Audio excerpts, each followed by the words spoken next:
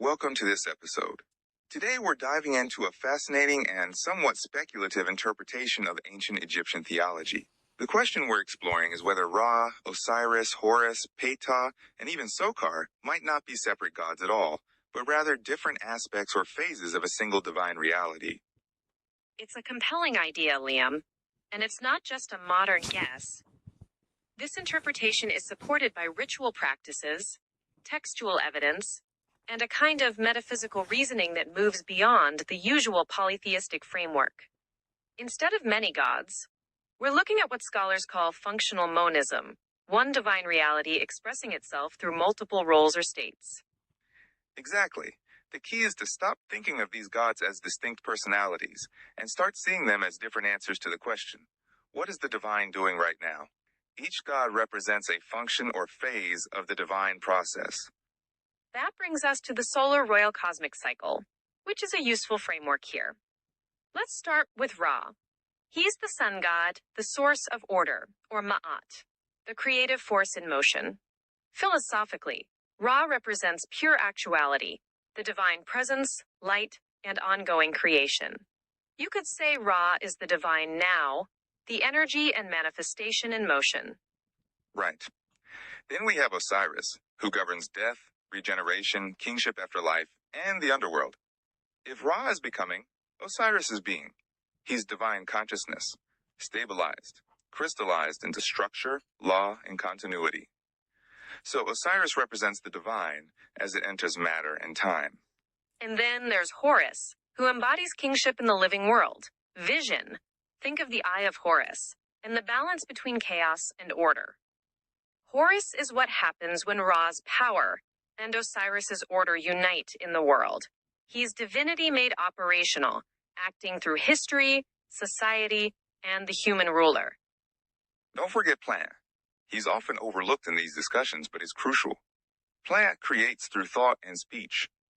He's the principle of intelligibility, the divine mind, the blueprint layer of reality. In this model, Ptah thinks, Ra energizes, Osiris stabilizes, and Horus governs. It's not four gods, but one god doing four different things. That's a great way to put it. To make it more relatable, think of a single human being. Pa is the mind, intention, concept, meaning. Ra is the vital force, awareness, energy, action. Osiris is the body and memory, structure, history, continuity. And Horus is the social self, authority, identity, impact in the world.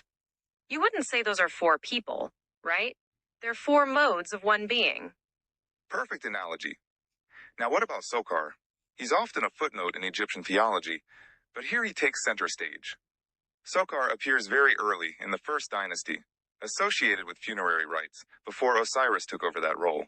He's linked to the solar bark in the underworld before Ra became the dominant sun god. Plus, his cult center overlaps with Ptah's in Memphis. That overlap is a big clue. Sokar seems to be a proto-god, representing the undifferentiated divine totality before the system split into functions. He's the god before light, kingship, life and death were clearly separated. Think of Sokar as latent potential, silent, enclosed, pre-manifest. Like the seed before germination. Exactly. Sokar is similar to concepts like none or chaos, primordial, hidden, compressed. From Sokar emerges Ptah, the god thinking and articulating form. Then Ra, the god manifesting energy and light. Finally, Osiris and Horus, who stabilize and govern continuity and authority. This sequence reframes the gods not as coexisting entities, but as an evolution or differentiation from a single source. Sokar is the root, the hidden totality. Ptah is thought. Ra is energy and manifestation. Osiris and Horus represent continuity across death and life. And this leads us to compound gods, which are not just convenient fusions, but metaphysical reintegrations. Pa-Sokar Osiris appears in funerary texts and temple contexts, deliberately fusing intellect, hiddenness, and regeneration. It's a cosmic cycle in one divine name: creation, concealment, and rebirth. Sokar is the glue here. Pahat and Osiris alone feel too clean, Ra and Osiris too dual. Sokar bridges Pa's abstract intelligence and Osiris's mythic death. Without Sokar, collapsing these gods into one being wouldn't work. Then when Amun enters the picture, we get Amun plus Sokar Osiris.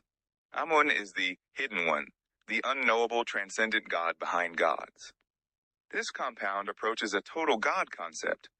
Amun as absolute hidden source, Ta as thought or logos, Sokar as immanent concealment or earth, and Osiris as regeneration and continuity.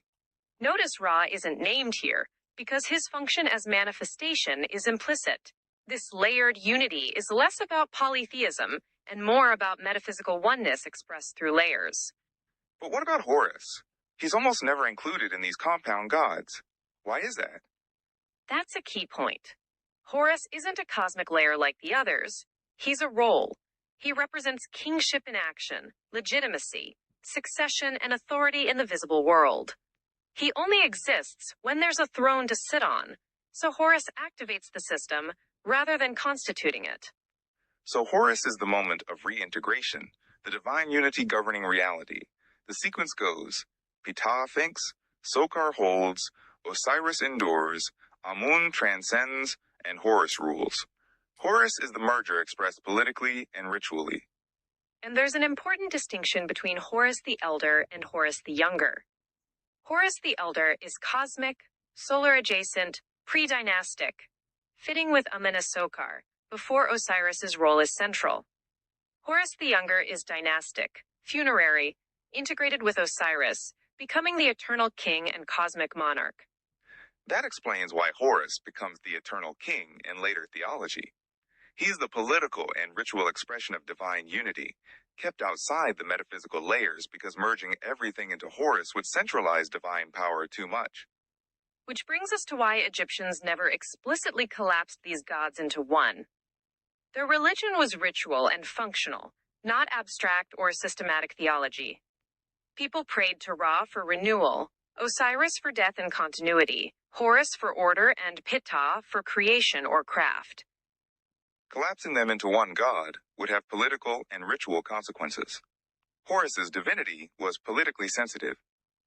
Merging everything into Horus would collapse priestly power into monarchy and break cult plurality.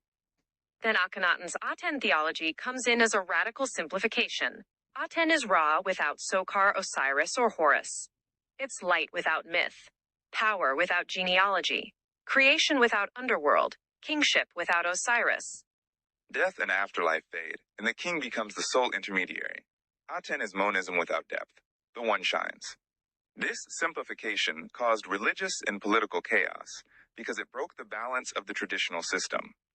So, to sum up, early Egyptian religion likely remembered a primordial unity that differentiated into functions.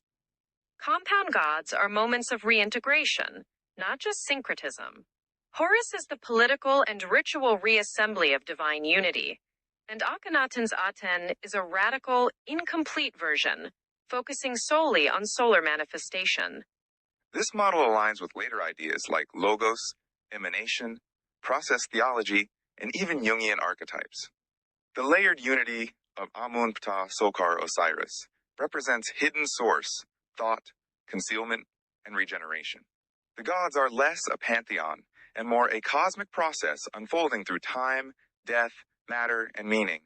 It's a rich and fertile way to think about Egyptian theology, especially for those interested in speculative and philosophical interpretations. And the human analogy really helps ground these abstract ideas. Absolutely. It invites us to see the gods not as fixed personalities, but as dynamic phases of one divine reality. That's a profound shift in perspective. Thanks for joining us in this exploration. We hope it sparks new thoughts and questions about ancient Egyptian religion and its deep metaphysical layers. Until next time.